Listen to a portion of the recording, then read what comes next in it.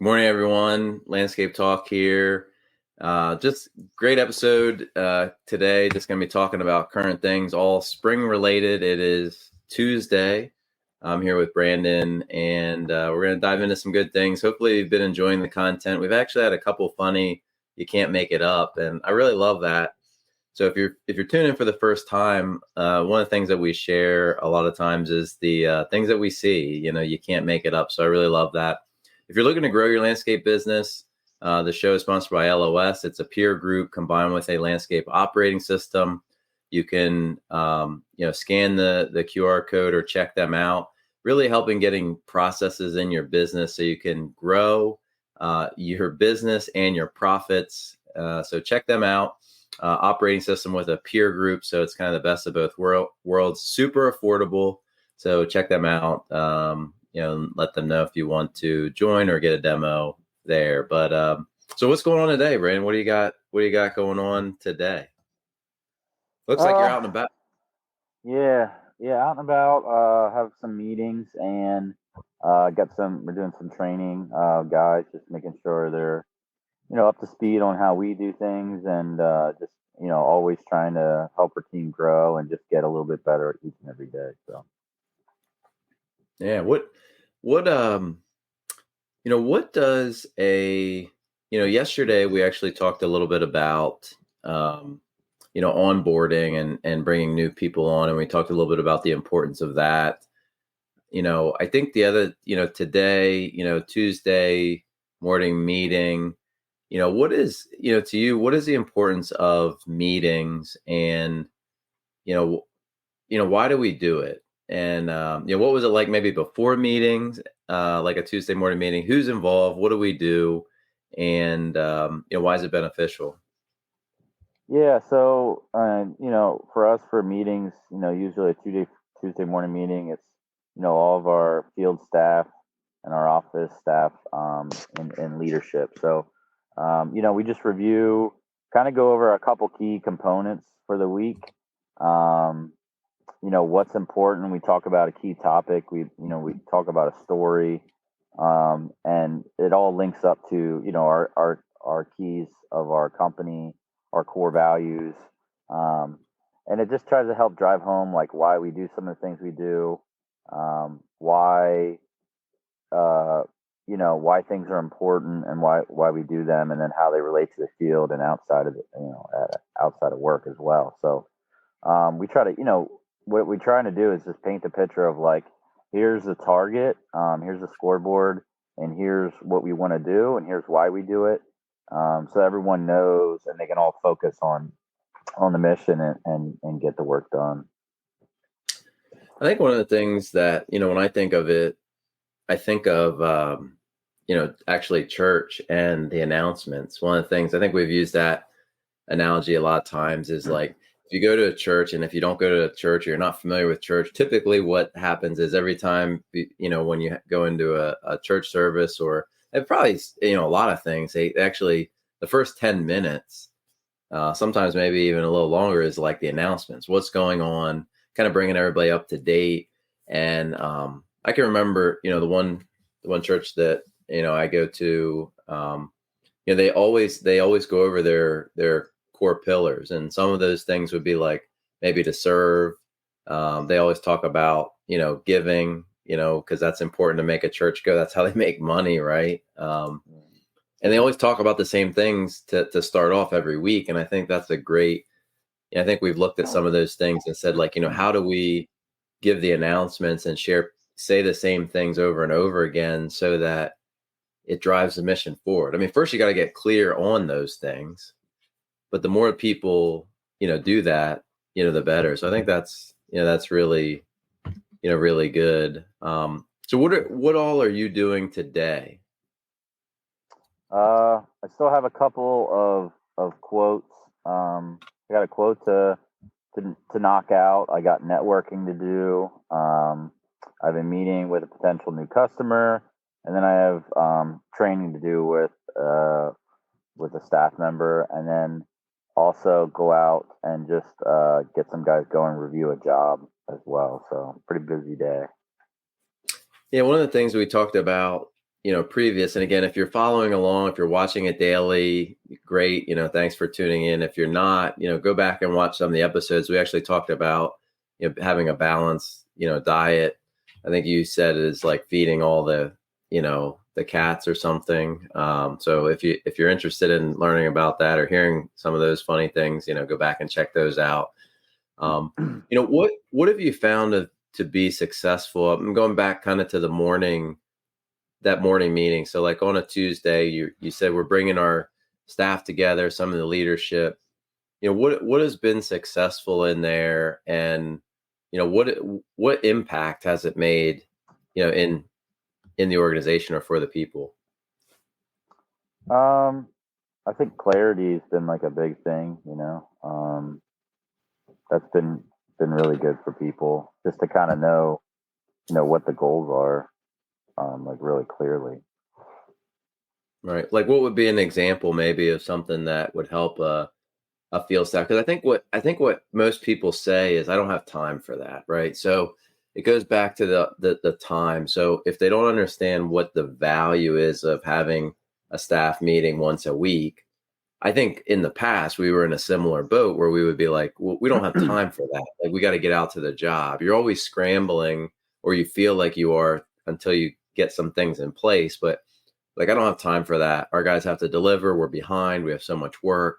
All those things. So I think for people that are tuning in, I don't know if there is a specific example of something that you've seen guys improve or what the value is, because I think at most guys, a lot of companies that we see that are interested, I mean, it ranges, but we have a ton of companies that are between that like 1 in 10 employees, that tune. And we have organizations that, are from 10 to 50 or whatever as well. But I think when you're in that like 1 to 10, 1 to 20, whatever it is, I think a company that's like 50 starts to realize like they need to do something and they need to bring their people together. But I think that the idea of like this show and some of the things that we're doing, we're trying to help your business grow, and not only grow, but grow in profits and just grow in everything. And I think, some of those meetings get overlooked. So just, I think if they can relate and say like, hey, this is an area that helped our guys,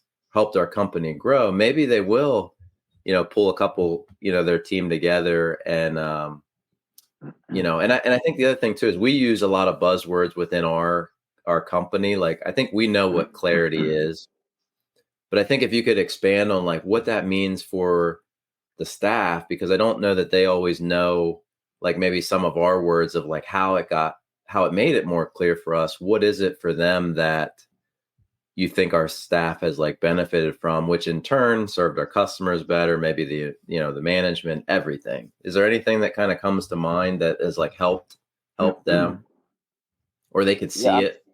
yeah. I think it's like just real life. Like we review the numbers from the previous week, and we just have open, honest conversations about, um, you know, wow, you guys killed it. What went well. Oh, we fell short here a little bit, and we weren't able to hit these goals or the targets. So I think one of the biggest things for us is just like actually getting the scoreboard up there or knowing the bullseye of what everyone's trying to hit, and we were able to review that and open it. One thing I thought in the past of, we have training videos that we have everybody on board and watch and do. And we had a crew that was doing mulching, and instead of like dumping and spreading the mulch, like dumping a whole wheelbarrow out and then spreading it out, they were taking it pitchfork by pitchfork and sprinkling it on.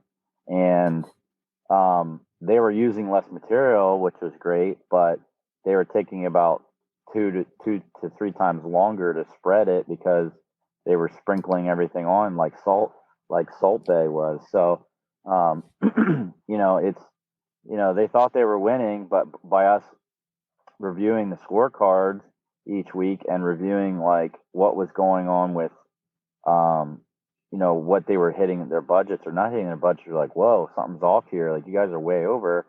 What's going on? Let's talk about it. Let's walk through the process of like why we're not why we're not being successful, and we were able to figure that out.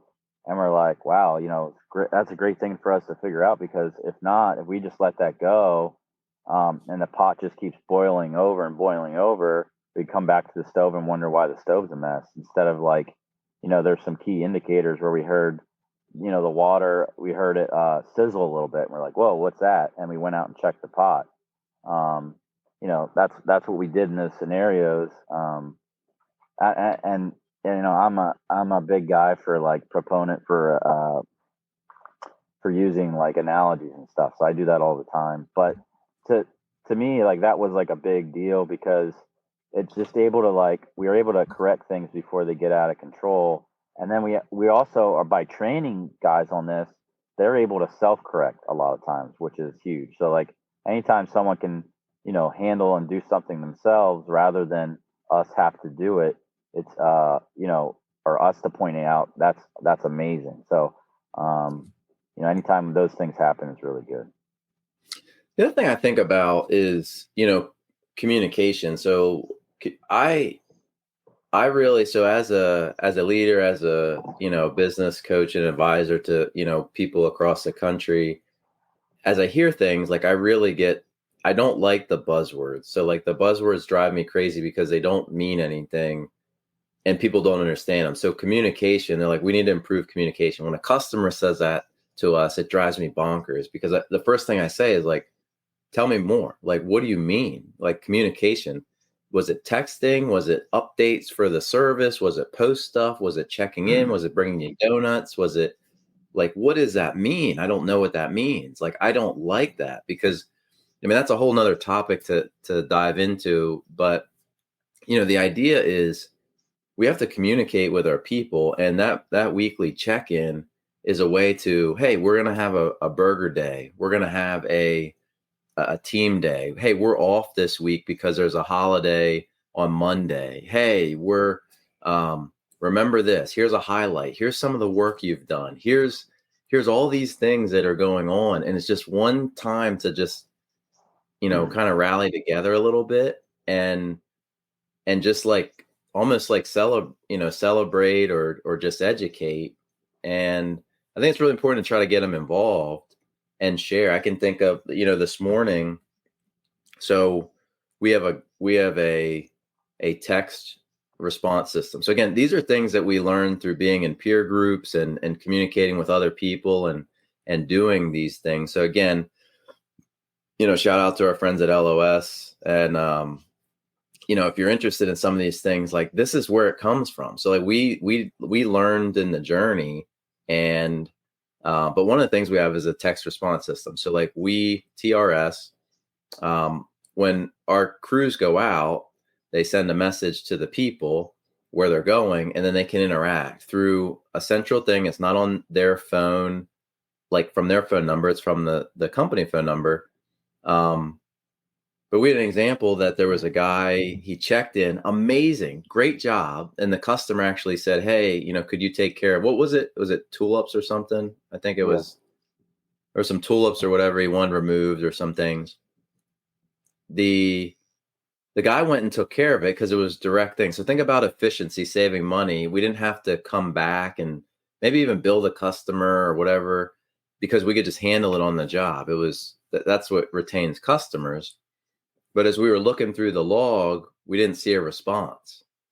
So we reached out to the person, and he said, hey, I did take care of that, but I forgot to message the customer. So he messaged the customer then, and we used that as an example, and the other people could see a real world example of why it's important and where we kind of fell short.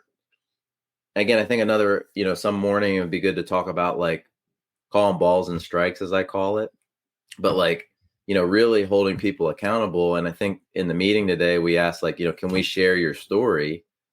And he was like, yeah, sure. So I think other people learn. And I think it's just a way of bringing the team together. So when you think of communication, like how do you communicate? And then, are you meeting and rallying your people? Another episode or something to talk about is the format of that. Like, cause there's a format that keeps people engaged and efficient. But I would encourage you to meet. Any other things that you think would be beneficial to share about, like, kind of that weekly meeting that that we do weekly, or Yeah, I mean, I think it's like, obviously we highlight people that are doing a good job. We try to do a little bit of a mini training in there. It's like, here's a couple things we're seeing, or here's a couple things you might run into this time of year. We just try to post photos to just try to bring awareness to some things, based on like feedback that we're getting from the guys, or maybe quality checks that we're seeing.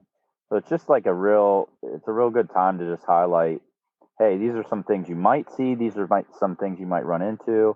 Here's are some things you guys should watch out for, because we're just trying to really support our people to be for them to be as successful as possible, to deliver a great product for our customer, and for the guys to be successful, and as well as the company. So it's a really good time. It's not a huge, long meeting. I think we keep it probably about 20 minutes, 15 minutes, something like that.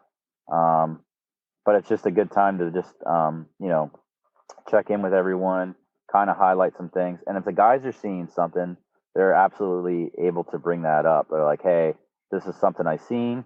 And then, if we think it's something good for the group, we'll discuss it right at that point, and we'll say, hey, that's kind of like an individual thing, maybe just related to your property.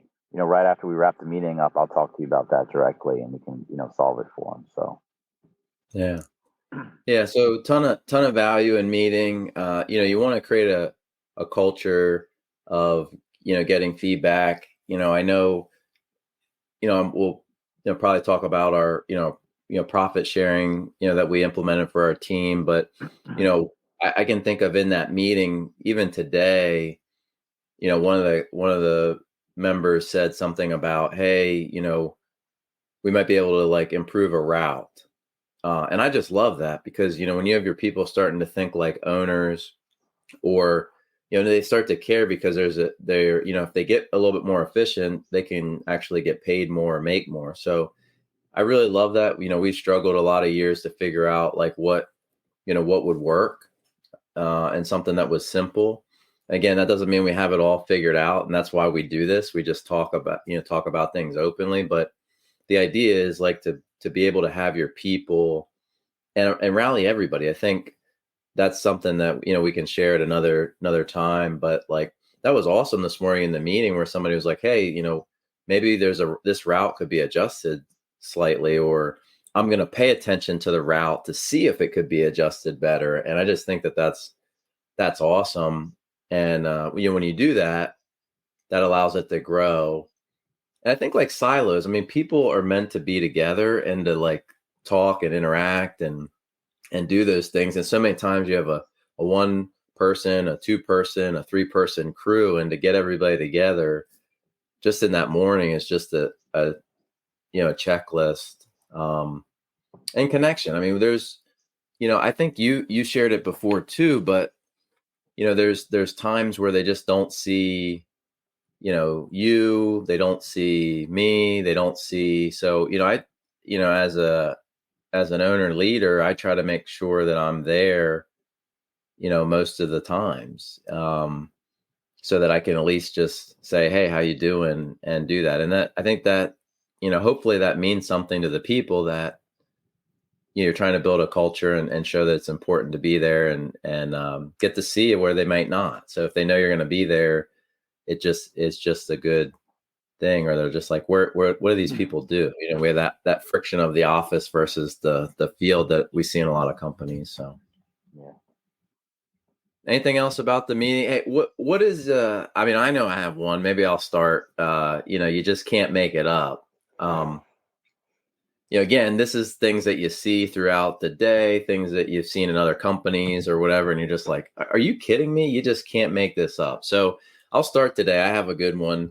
We were actually at the shop yesterday, and we were selling a mower. So a lot of times we'll, sell old equipment or equipment that we don't use anymore, or we upgrade. So one of the things, and I would love to probably do a demo on one of these, but just, got another brand new multi-force, which, a great machine. So we could do a review on that coming up. But we were selling another mower, and we were looking at our, there was the person that was getting it actually drove to the lane, and then they looked at the lane and they're like, now, let me just clarify. They came first to look at the mower and test it out. So it's the same person. I got to be very clear about this. Came first, came to our facility. Now, we have tractor trailers. I want to paint the picture. Tractor trailers coming in sometimes 1 or 2 times a day, dropping off mulch, and they can turn around and do everything. So I just want to paint the picture of the facility. We can get tractor trailers in. They can do what they need to do. This guy's in a pickup truck. Came and looked at it, looked at the mower, said, I want it. I'll take it. Great. He comes back with the money, so that's good. He brought the money. We like that, gave it to our fleet mechanic, and that was good. But he comes back and he decides, you know what? This time I'm going to back in the driveway with a trailer. So it took him 20 minutes because it has just a little bit of a curve to it. And we have like some drainage stuff. And he's in the ditch. He's, for 20 minutes, he's backing up. And finally he gets back to get up the mower. And I'm like, are you kidding me? Like, you just can't make it up. You were there before. You can see that there's a plenty of room to navigate. And he decides to back up the driveway. And he can't back up the driveway. He's terrible. It takes him 20 minutes.